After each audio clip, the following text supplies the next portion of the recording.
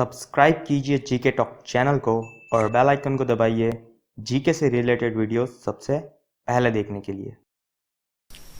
Hello friends, आज मैं आपके लिए साइंस से रिलेटेड टॉप 30 क्वेश्चंस आपके लिए लेके आया हूं जो काफ़ी बार एग्जाम में पूछे जाते हैं। तो बिना समय गवाए वीडियो स्टार्ट करते हैं। पहला प्रश्न आपके सामने रखता हूं। क्वेश्चन है, हृदय के किस प्रकोष्ठ की दीवार मोटी और मजबूत होती है? 4 ऑप्शन आपके सामने आएंगे, उसी के साथ 10 सेकंड का टाइमर शुरू होगा। उसमें आपका आंसर सोचना है, जिससे आपकी बहुत ही अच्छी प्रिपरेशन होगी और पूरी वीडियो इसी तरह बनी हुई है। तो वीडियो को पूरी ज़रूर देखिए और ऑप्शन आपके सामने है।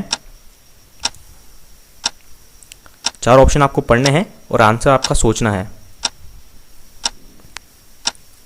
तो आपने अपना आंसर सोच लिया होगा और इस प्रश्न का सही उत्तर है ऑप्शन डी, बाह्य निलय। यानी बाह्य निलय की दीवार मोटी और सबसे मजबूत होती है। आगे चलते हैं। प्रश्न है आपके सामने, कोशिका के किस कोशिकांग को आत्मघाती थैली कहते हैं? सोचिए अपना उत्तर।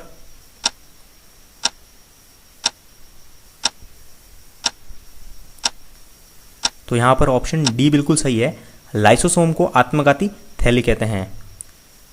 यूरियोटैलिक उत्सर्जन पाया जाता है, तो किन में यूरियोटैलिक उत्सर्जन पाया जाता है? सोचिए अपना उत्तर।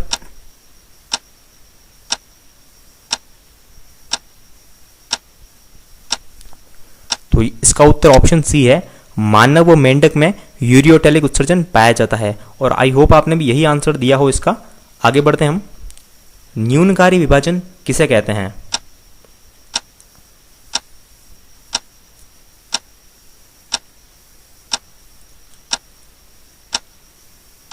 तो अर्धसूत्री विभाजन को न्यूनकारी विभाजन कहते हैं। तो यानी ऑप्शन यहां पर ए करेक्ट है।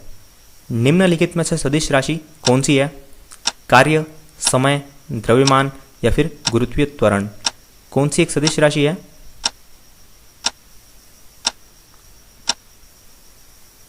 तो ऑप्शन डी बिल्कुल सही है। काफी सिंपल प्रश्न था। गुरुत्वीय त्वरण एक सदिश राशि है। बाकी हम देख सकते हैं कार्य, समय और द्रव्यमान ये सभी अदिश राशियां हैं। वेग में परिवर्तन की दर है, ये भी अच्छा प्रश्न है।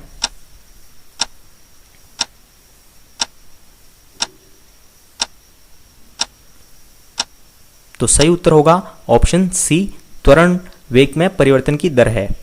किसी वस्तु का जड़त्व निर्भर करता है, तो किस पर निर्भर करता है किसी वस्तु का जड़त्व?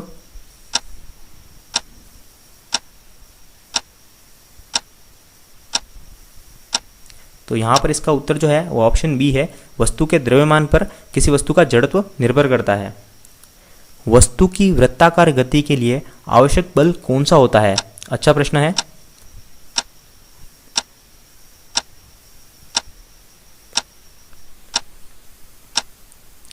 तो इसका उत्तर ऑप्शन सी है, क्योंकि अभिकेंद्रीय बल किसी वस्तु की वृत्ताकार गति के लिए एक आवश्यक बल है।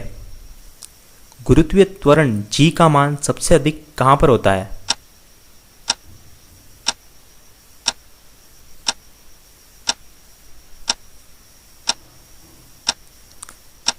तो गुरुत्वीय त्वरण जी का मान सबसे अधिक जो होता है वो पृथ्वी की सतह पर होता है।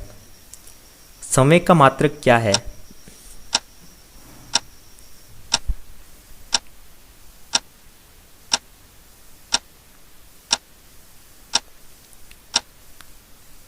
तो सही उत्तर है किग्रा मीटर पर सेकंड संवेग का मात्रक है।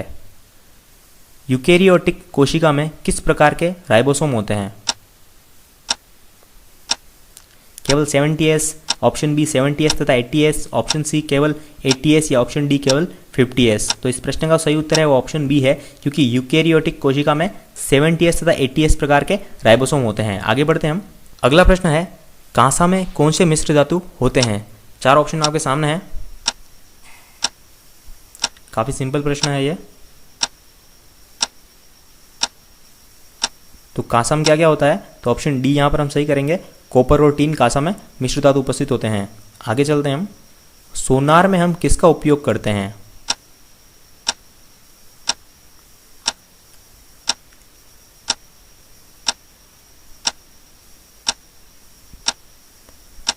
तो इस प्रश्न का जो सही उत्तर है वो ऑप्शन ए है, पराध्वनिक तरंगों का उपयोग सोनार में किया जाता है। ध्वनि की निर्वात में चाल होती है, कितनी चाल होती है? 3 × 10⁸ मीटर पर सेकंड या 330 मीटर पर सेकंड, या फिर ध्वनि निर्वात में नहीं चल सकती, या फिर ऑप्शन डी इनमें से कोई नहीं?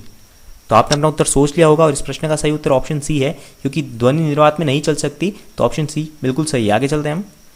जर्मन सिल्वर में मिश्र धातु होते हैं, तो कौन कौन से मिश्र धातु मिलकर जर्मन सिल्वर बनती है?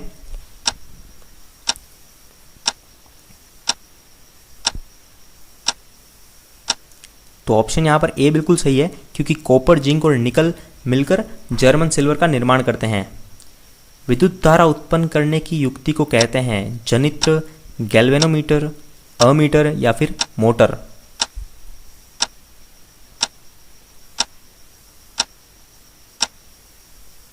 ऑप्शन ए बिल्कुल करेक्ट है, जनित्र विद्युत धारा उत्पन्न करने की युक्ति है। निम्न में से डीसी धारा के स्रोत है, यानी डीसी करंट के स्रोत कौन कौन से हैं?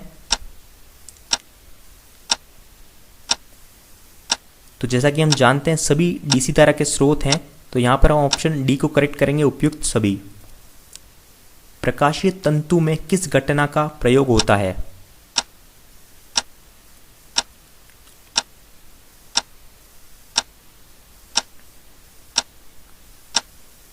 तो ऑप्शन ए बिल्कुल करेक्ट है, पूर्ण आंतरिक परावर्तन यानी TIR, टोटल इंटरनल रिफ्लेक्शन। प्रकाशीय तंतु में TIR घटना का प्रयोग होता है। पीनियल ग्रंथि के लिए सत्य कथन है।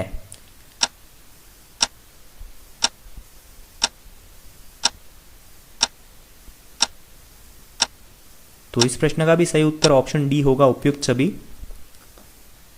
pH = 0 विलयन की प्रकृति क्या होगी?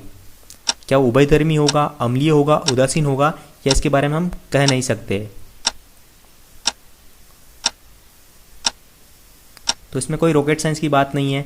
7 से नीचे है, चाहे वो 0 भी है, तो उसकी प्रकृति अम्लीय ही होगी। तो ऑप्शन यहाँ पर बी बिल्कुल सही है। CNG में प्रमुख गैस होती है, कौन कौन सी गैस होती है CNG में, या फिर जो प्रमुख गैस कौन सी होती है?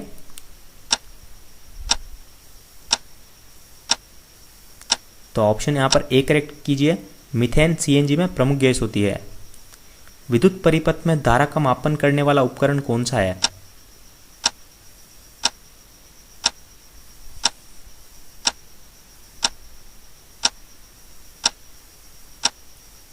तो इसका जो सही उत्तर है वो ऑप्शन सी है, अमीटर विद्युत परिपथ में धारा का मापन करता है। आगे चलते हैं हम।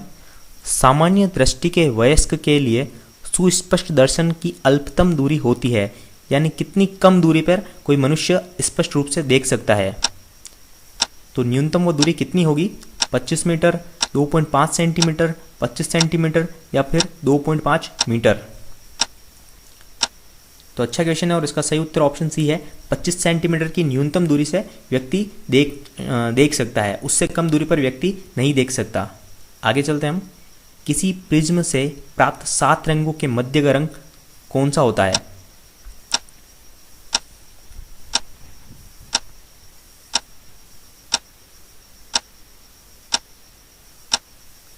तो जैसा कि हम जानते हैं बेनी आह पीना ला, ह यानी हरा रंग, तो ऑप्शन बी बिल्कुल सही है। आकाश का रंग नीला होने का कारण क्या है?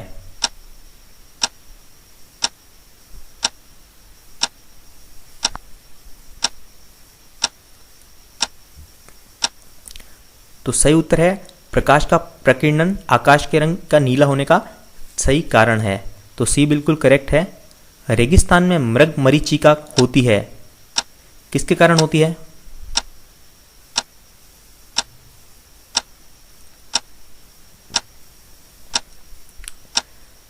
तो ये घटना भी पूर्ण आंतरिक परावर्तन के कारण होती है, तो ऑप्शन यहां पर सी को सही करें। निम्न में से कौन सा रोग संक्रामक नहीं है?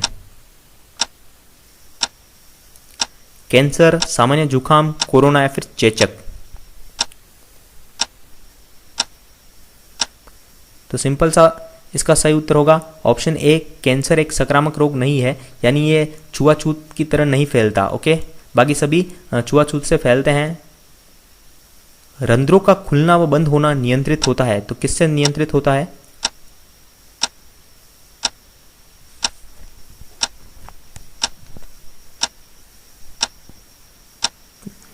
तो बी को करेक्ट करेंगे, पोटेशियम आयनों के द्वारा रंध्रों का खुलना व बंद होना नियंत्रित होता है।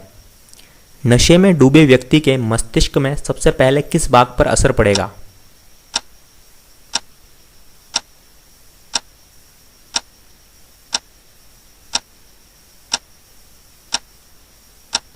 तो अनुमस्तिष्क इसका सही उत्तर है, ऑप्शन बी सही है। आगे चलते हैं हम।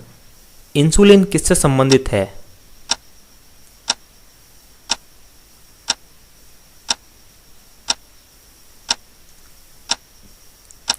तो ऑप्शन ए बिल्कुल करेक्ट है। इंसुलिन जो है वो डायबिटीज से संबंधित है। तो ये इस वीडियो का अंतिम प्रश्न था।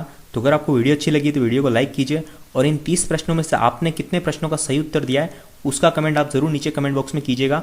और अगर आपने चैनल को सब्सक्राइब नहीं किया है तो चैनल को सब्सक्राइब कर लीजिए, बिकॉज काफ़ी अच्छी अच्छी वीडियोस हम लाने वाले हैं जो आपके आने वाले एग्जाम्स के लिए प्रिपरेशन के लिए बहुत ही इंपॉर्टेंट होगी। तो मिलते हैं अगली वीडियो में।